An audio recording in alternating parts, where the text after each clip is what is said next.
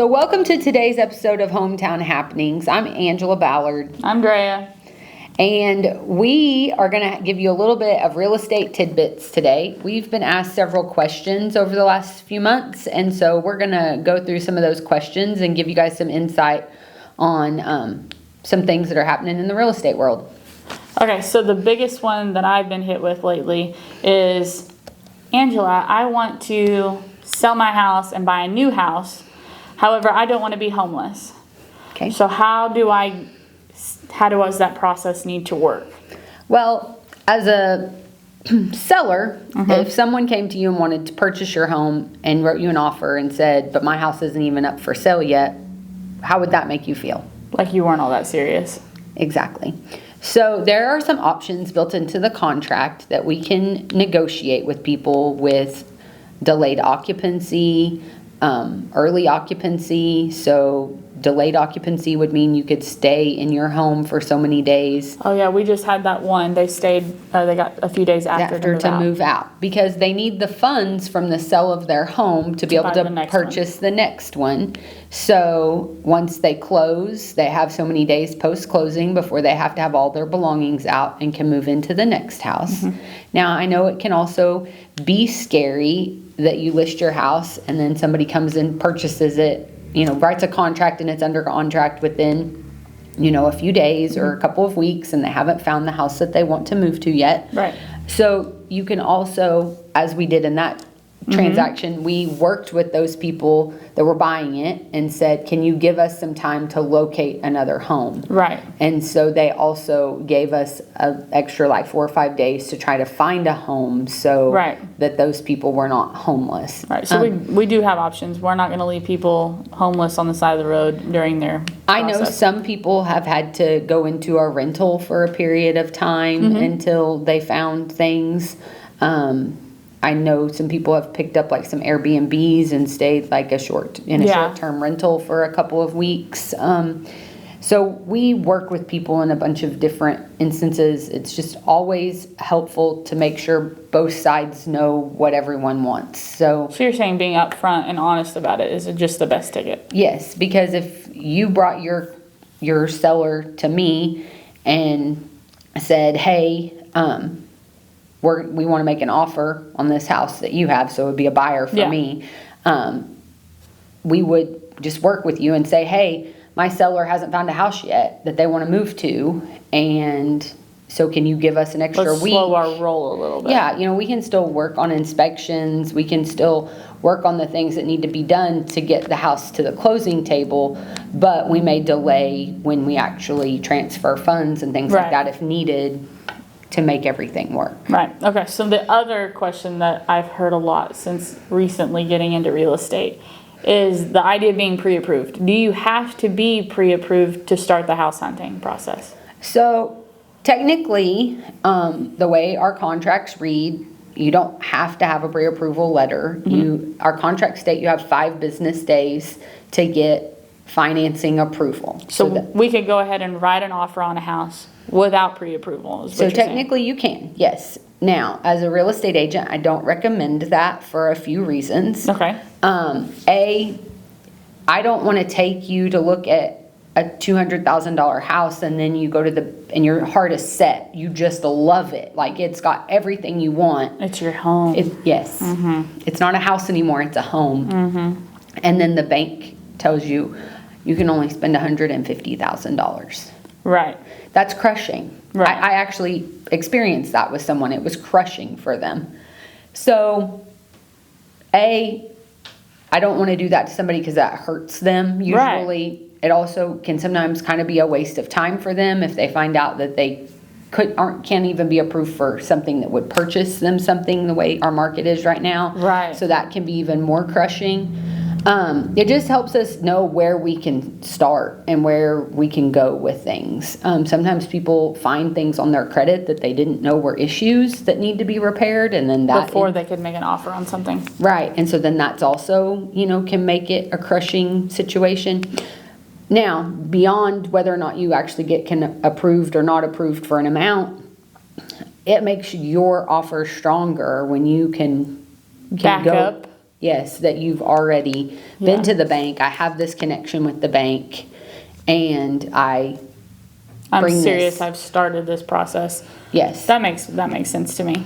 It lets the seller know if they've got one without a letter and one with a letter, they may choose the one with the letter because they know you've already done part of that work by, talking about your finances and getting your tax returns and that sort of thing together. Right. I think that makes sense. So another question that I have been getting a lot is where do I start when it comes to selling a home? Yeah, because that can be intimidating all on its own. Yes. So when it comes to getting the process started to sell your home, calling a professional is usually the best place. So call me up. So we like to go out and look at houses and put our eyes on them and give you a value, what we think that it is worth. I'm not an appraiser, so we I crunch can't. numbers and we run comparables and we have that takes some time. Yes, so I'm not an appraiser, so I can't give what an appraised value would be, but I can give you what I believe market value is based on closed comps. That's all a real estate agent can give. Right, because if you price it too high, you could end up on the market for way longer than what you could have been if you priced it right. Exactly, and if you price it just right, sometimes you end up getting more because you get multiple offers. Right, especially in this market. Yes. So starting out with a real estate agent, having them come out, look at your house, sometimes they can identify things that would be inexpensive for you to fix or do that would actually bring several $1,000s in value to your home. Sometimes just basically cleaning the gutters can add or power washing can make a huge difference. Maybe not necessarily add dollar value, but can help your house be more. The perception's there. Exactly. And so as a real estate agent, that's some of the advice we give people to kind of get the ball rolling and have a checklist of things that they can do to get it going. So. Well, and you know me, I'm never going to undersell the idea of photography. So having a professional photograph your house, because first impressions are huge. Exactly. I have you take photographs of all my listings. Right. And as you obviously take photographs of your own listings as well, I think it makes a huge difference because what I can do, I have a professional camera, but I don't know how to do the lighting and I don't have all the fancy lenses like you have and that sort of thing. And it definitely makes a huge difference in having your eye. And getting your best foot forward. Because what people see first when we're online shoppers these days, and so it's like shopping on Amazon but for a house, and so they're on their phone, and the first thing they see are the photos of your home. They're not seeing it in person in a drive-by. So if the photos they see on their phone are not quality and formatted properly, right, or if they're slow to load. Yeah, they get the do. Yeah, then they're going to be on to the next thing. Exactly. What do they say? There's like a 2 to 3 second window there, and if you attention span's gone, moved on to the next thing. So you're actually in competition with the other things that showed up in the search results. Exactly. The other thing is we can also offer walkthrough videos and add on things that regular people don't think about. Schematic floor plans. Yeah, you do that Matterport thing the with Matterport the little tour. dots. It's like Google Maps, but for inside a house. Right. Yeah. So there's a lot of things that we can offer just that way in marketing that is huge. Okay, so we've got the photos taken of the house. What happens next? So after we get photos done and we've done our numbers and we've talked to the seller about the price and they've agreed to what they want to list it for, we get an agreement signed with them to sell their home. And then we get the listing put on the MLS. And so there's lots of things that go into that because we want to have the best description of that home possible because of... Same idea as the photos. People are reading that, they're going to search specific words. We want the words we're putting in our listing to be words people search that are going to pull it to the top. Like if you wanted a house with the boat dock, we need to make sure we put boat dock in there somewhere. Correct. And then after it gets on the MLS, then, we're putting signs in the yard, we're bringing lock boxes out, and then we're starting all sorts of marketing that we do, from open houses to realtor open houses to online marketing to making TikTok videos, YouTube videos. Yeah, all the little things that we do. All the little things to do extra marketing on the home. And then coming back around to bringing you offers, showings and offers, and talking to you about all of this as it's happening. Right, holding hands through the whole thing, because it's a 1,000,000-step process. Yeah. So I'm going to change the subject from real estate on you.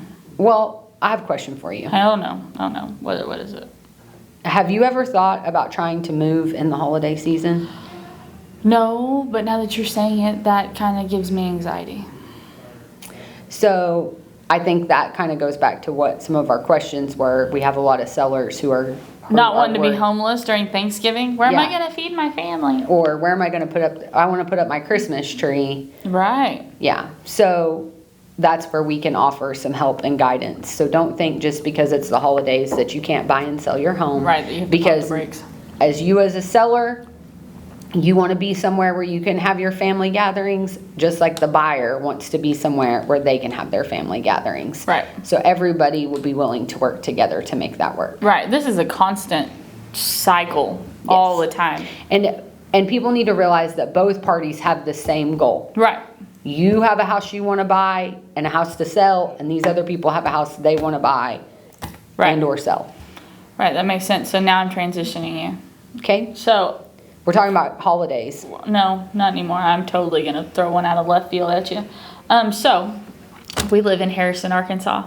And I don't know about you, but one of my favorite pastimes living in our area is social media. And I of course it is. I like the Facebook group called A Little Birdie Told Me.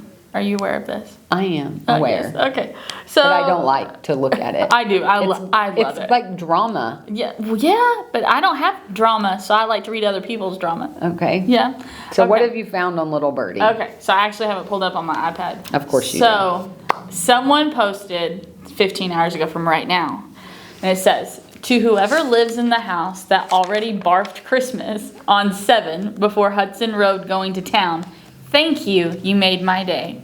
Now, when I first read that, I didn't make, all I said was, to the point of the house that already barfed Christmas, and I was like, oh my God, someone's drove by Angela's house, because I'm sure with all the decor you have all the time, it could be you. But it wasn't.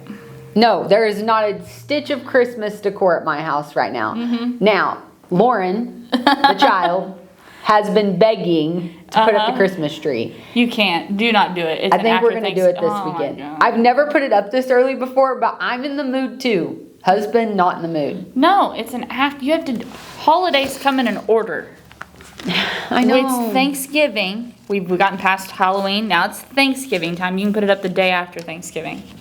You're going to look at your Christmas tree while you're having Thanksgiving dinner? Mm-hmm. Oh my gosh. Oh my gosh. Anyways. The best part about this post was that normally on Little Birdie it's usually negative. Right. So when I was reading this, I thought, oh no, they're going to complain about the horrible Christmas decor. But then it said no, that they're made really their day. excited about it. So I think that they should go to the Explore Harrison website, because did you know that there is a way you can nominate your neighbor for the Christmas light show award or whatever? They have a first, second, and third place. That's a thing? It's a thing. So Explore Harrison does Spirit of the Holiday Light Show. And you nominate your neighbor and their Christmas lights. And then, so I remember last year seeing this thing where all the houses that got nominated were posted on their website. And then you could drive and look at all of those houses. I don't know how they or when they decide who wins, but they have a first, second, third place prize. So go on exploreharrison.com and nominate your neighbor. Somebody should nominate this person. I don't know their address. So whoever lives out here on 7 before Hudson Road, nominate these folks. These people, because they need to win.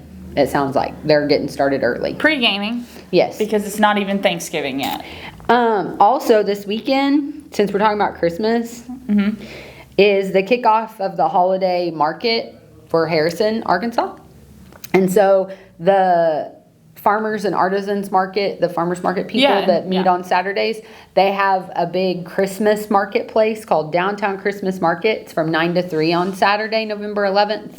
Where they have like all these homemade crafty goodies and that sort of thing that you can go there and buy, and it's kind of their end of the year event. That's cool.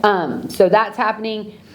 Also, it's Veterans Day weekend, Right. so Camp Jack has a pancake breakfast And on catch Saturday. our bonus episode. Yeah, bonus episodes all about veterans. So Saturday, they're having a pancake breakfast from 9 to 11. Okay. So you could hit the pancakes and then go to the square and check out the market. Oh, cool. And then at the fairgrounds, they're having another like holiday Christmas market with different vendors, and that is actually Friday and Saturday.